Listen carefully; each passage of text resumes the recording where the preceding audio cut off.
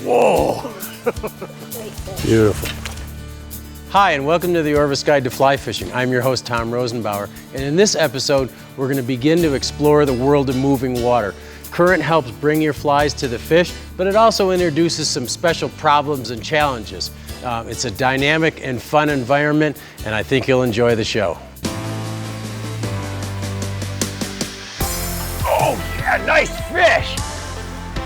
That fish has already refused that fly. You're gonna have to try just a slightly different pattern. The roll cast pickup is a great cast to use in a lot of fishing situations. This is a beautiful wild trout from a small stream, just a gorgeous little fish. I say hit that bank, let's go to that grass bed.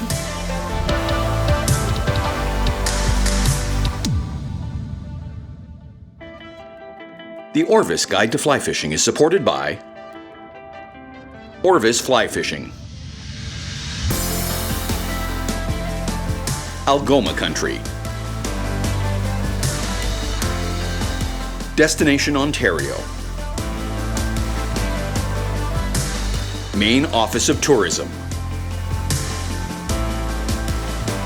Yellowstone Teton Territory,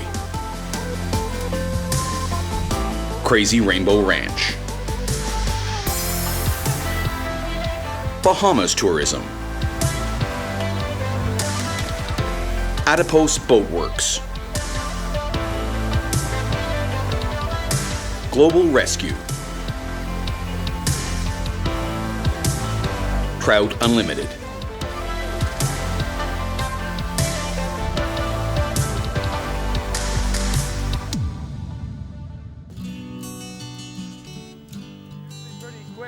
Rivers and streams have a special allure for fly fishers. They're where many of our favorite fly rod fish live, but they're also special because they are beautiful and natural. They also represent some unique challenges for anglers. Some basic understanding of water dynamics and how fish live in streams and rivers will help make you a better fly fisher.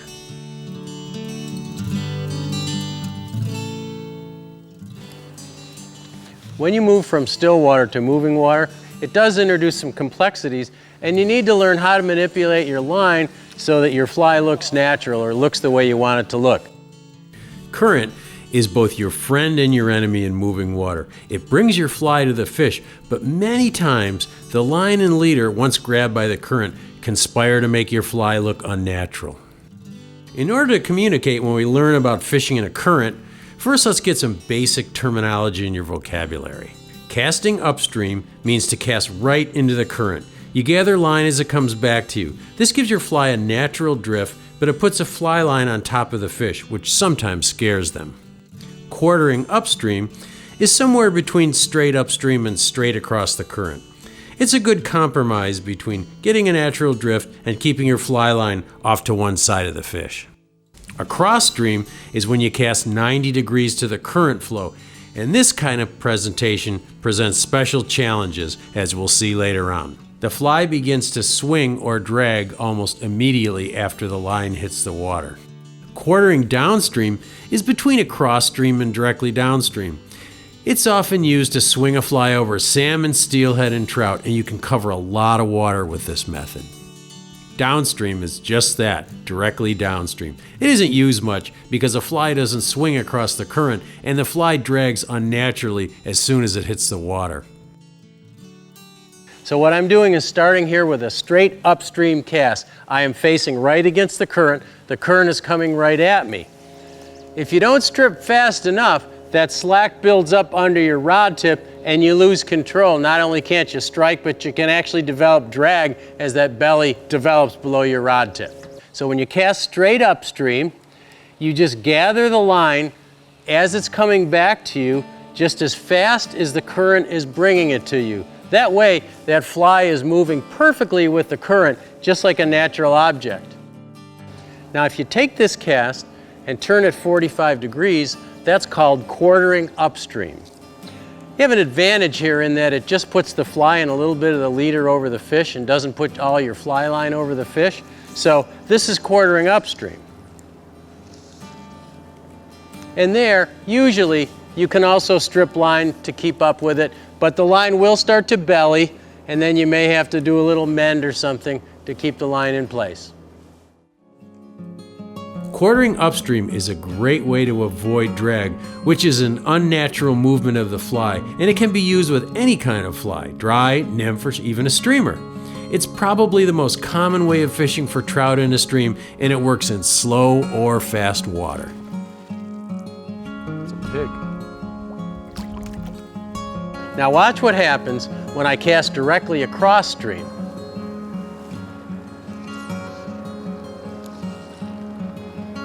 See what's happening behind me? When I cast directly across stream, that line bellies almost immediately, pulls the fly along with it, and causes what we call drag. Sometimes you want it when you're fishing a steelhead fly or a salmon fly or a streamer or a wet fly, but when you're fishing a dry fly or a nymph, you don't want any drag at all on it. So you have to do something to avoid getting that drag, and there are a couple ways to do it. One way to do it is what's called a mend.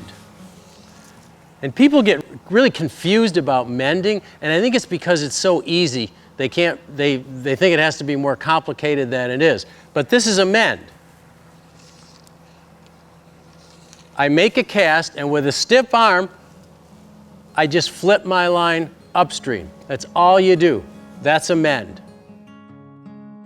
Mends can be used to eliminate drag or to control the speed of a fly swinging in the current. I really like the way my friend Montana guide Molly Semenuk explains it. Tell me about how you teach people how to mend. What do you tell them when you first get them out here on the water? When people ask me about mending, the first thing I want them to try to do is play around with the rod more and make circles with the line and lift it and get comfortable with moving it around, because we're often too careful. And the way to mend is to lift the line off the water and break that line-water tension. Take your rod tip and direct it any way you want, and just use the tip and just fling it. And so the step one, break the tension. Step two, direct the line whichever way you want it to go. And have fun with it and play with it and use the rod, and don't worry about making mistakes, because first you have to get the feel of mending. When you cast at any angle other than directly upstream or directly downstream, you get what's called swing, where the fly swings across currents instead of in the same direction as the currents. Quartering downstream is the traditional way to get a fly to swing. As the fly swings, you want to control its speed by choosing the current you cast across, by mending the line, or by changing the angle at which you cast in relation to the current. In trout fishing, you can swing a wet fly, nymph, or streamer in any kind of water, from fast riffles to slow pools. Typically, you follow the fly with the rod tip as the fly swings through the pool. This imitates an emerging insect or perhaps a tiny minnow swimming across the current. Fish often take just as the fly completes its swing and begins to straighten below you. At the end of the swing, you can also strip the fly in a few feet, which may also induce a strike. In Atlantic salmon and steelhead fishing, the traditional way to fish for them is quartering downstream, and strikes almost always come toward the end of the swing. It's important to vary your swing speed with casting angles and mends for all species. Too slow, and the fish lose their interest. Too fast, and they seem reluctant to chase the fly. Catching a nice trout, steelhead, or salmon on a swinging fly is one of the greatest pleasures in fly fishing. Downstream is when you cast in the same direction the current is moving and the line goes tight immediately. You don't use a direct downstream cast very often, but when you do, it's often important to throw some slack into your presentation and even reach as the fly drifts down in the current. So there are many ways to manipulate your line in the current to get a fish to take your fly. Sometimes you need a full combination of the right casting angle plus multiple mends in the same drift. No matter what kind of fly fishing you do, always experiment with different presentations before changing flies. What kind of presentation will the fish prefer today? Well, that's something only trial and error, experience, or the advice of a good guide can tell you. There are no magic bullets, but when you crack the code, it's a wonderful feeling. Next, we'll look at some other ways to get a natural drift. Although we often use drag when fishing a swung wet fly or a streamer, most times you want to avoid it. especially when fishing dry flies and nymphs. Trout mainly eat helpless insects drifting in the current, and only a few types are strong swimmers. And drag is not always as obvious to us 40 feet away as it is to a trout just inches from a drifting fly. Drag can be quite subtle, but if you know you're fishing over trout and you have the right fly pattern because you caught fish on that fly earlier and you don't get any strikes, then you should suspect drag. And just as often, when you cast a dry fly to a trout and the trout splashes at the fly but seems to miss it, drag is probably the culprit. Trout are pretty good at catching what they go after, and that splashy refusal is probably just a trout putting on the brakes at the last minute and not really opening its mouth. Mends don't always work that well because they sometimes move the fly, and you don't always want a fly to move. Another way to reduce drag is called a reach cast, which is really nothing more than an aerial mend. Here we have a perfect setup for what's called a reach cast. We need a reach cast here. We've got fast water between us and the fish, slower water over there. The minute the fly line hits the water, the fly's gonna drag. It's gonna pull the fly downstream, the fish aren't gonna take it. So what we're gonna do is, in here is a reach cast to throw a loop of line upstream. We're going to get the fine points on the reach cast from Pete, our casting instructor, a bit later on. But for now, I just want to show you how it's one thing in your bag of tricks to avoid drag. If you're trying to cast across conflicting currents like you have over there, it's always better, if you can, to wade as close as you can to get as close to the current that you're fishing into as you can. I could cast all the way across to that slower current below that island, but I'm going to have an awful time. My line's going to be twirling all over the place, and I'm never going to be able to keep control of my fly. Maybe you can't cross the river. We have other things in our bag of tricks. With a longer fly rod, you can keep your rod high and try to keep most of the fly line off the conflicting currents. When casting across currents like I did up here behind this rock, it's always a good idea to keep that rod tip high because the current in the center of the river would have dragged my fly right out of there too quickly. If that doesn't work, you've still got other options. Every piece of water is like a fingerprint with unique current lanes, and sometimes you have to try a number of different angles and presentations to get what we call a dead drift or drag-free drift. And believe it or not, we have still not exhausted our bag of tricks.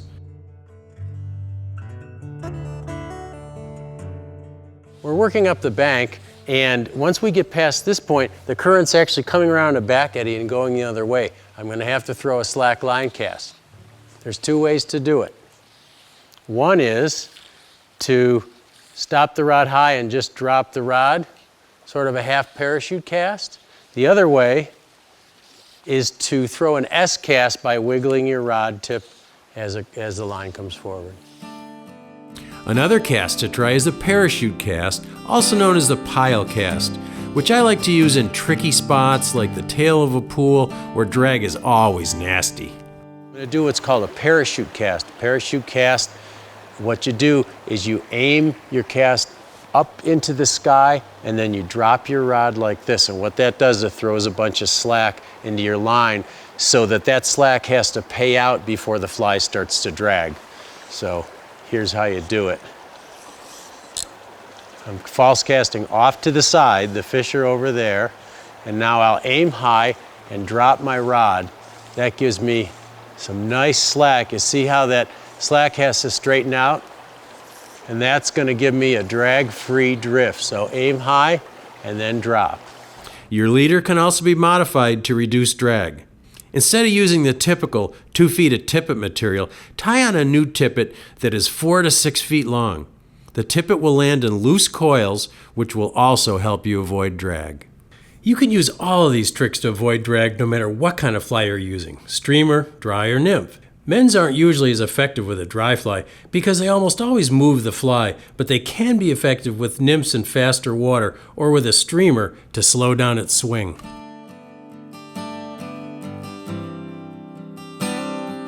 Now let's get some solid tips on making slackline casts from a fly casting expert, Pete Kutzer. So when we're casting, we have to get that dry fly to drift as naturally as possible. And that's a dead drift presentation or a natural presentation. And there's a series of different casts we can do, and these are called slackline casts. They all have a lot of different names, but don't get confused by it. It's just a variation of the basic pick up and lay down cast. The first cast I'm going to show you is a cast that some people call the pile cast, some people call a parachute cast, but it's a great cast when you're trying to make a downstream presentation. You want that fly to drift nice and naturally down to those fish below you. To do this parachute cast or pile cast, it's basically just a pick up and lay down cast with a high forward trajectory. You're then going to pull that rod tip down, which is going to cause that line to come back a little bit and pile up. That's going to help you get that nice natural presentation as that fly drifts down the water. So we send it up, pull it down, and that gives you a nice downstream presentation. Now that fly will drift down nice and naturally to those fish.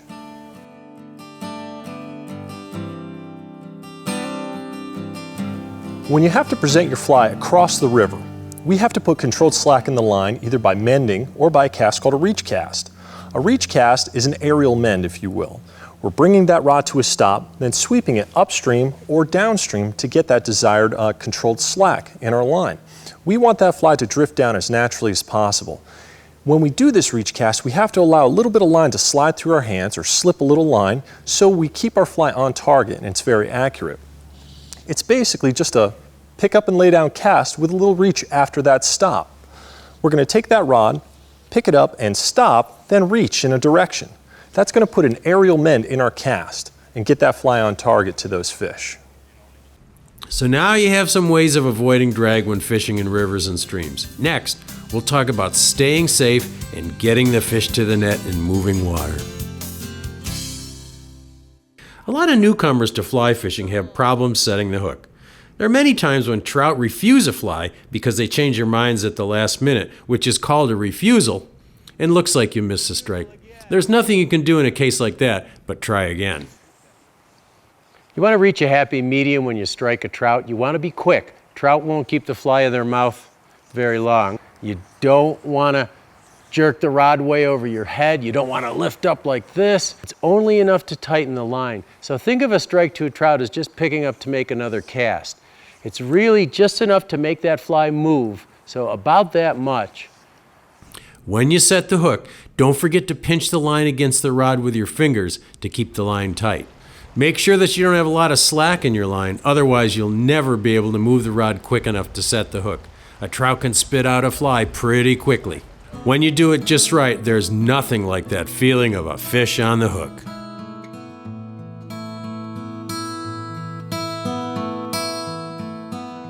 Playing a fish in moving water introduces some special challenges. When it's a small fish, you can just strip in line as if you were retrieving line. But when you get a frisky fish in fast water, that's another story. It's always best to get downstream of a fish so that it has to fight against the current. Also, the hook will often pull out of a fish when it fights directly downstream of you. If you hook a big fish in fast water, the best thing to do, if you can, is to move to shore or shallow water where you can move quickly to get downstream of the fish and then put pressure on it so that the fish darts upstream. A fish will always move in the opposite direction from which pressure is applied, but you can also turn a fish's head to steer it where you want it to go, because a fish can only swim in the direction its head is pointing. Once you get a fish close to you, use this idea to lead the fish to exactly where you want it to go. To net a fish, lead it over the top of the net and then lift the net from under the fish.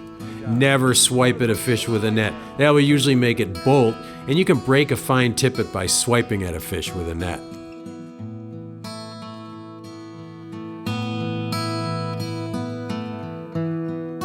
Dealing with current also means watching where you wade.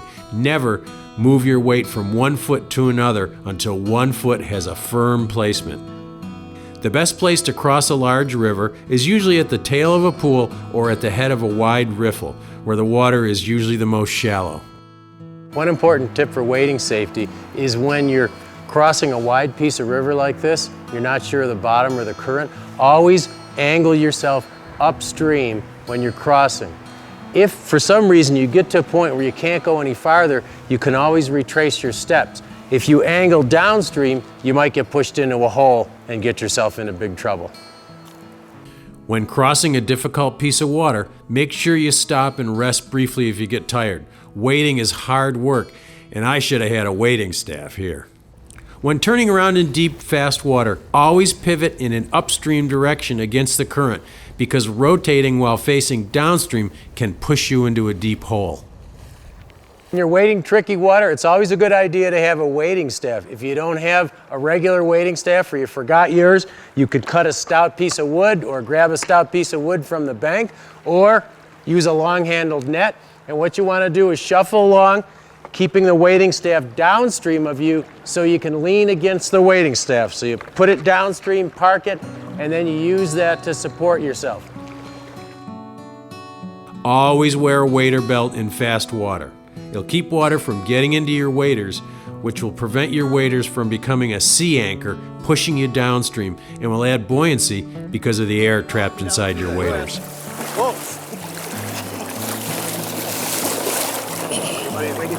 It's all right. I just went for a swim. And don't forget to wear the correct footwear. Felt soles, where they're legal, are very secure on slippery rocks, but they stay wet for a long time and harbor invasive species. Rubber soles are great for muddy banks and bottoms and for hiking long distances, and by adding carbide studs to the bottom of them, rubber soles can be made as secure as felt, even on slippery rocks. Be as careful in shallow water as you are in deep water. A spill in deep water will often just get you wet. A spill on streamside rocks, which are often very slippery, can break a bone. Never step where you can't see bottom. And if you're fishing in the evening, into the dark, always know the water really well. You know, moving water always adds some excitement to fly fishing. And there's just something about the feel of moving water around your feet that makes you glad to be out here.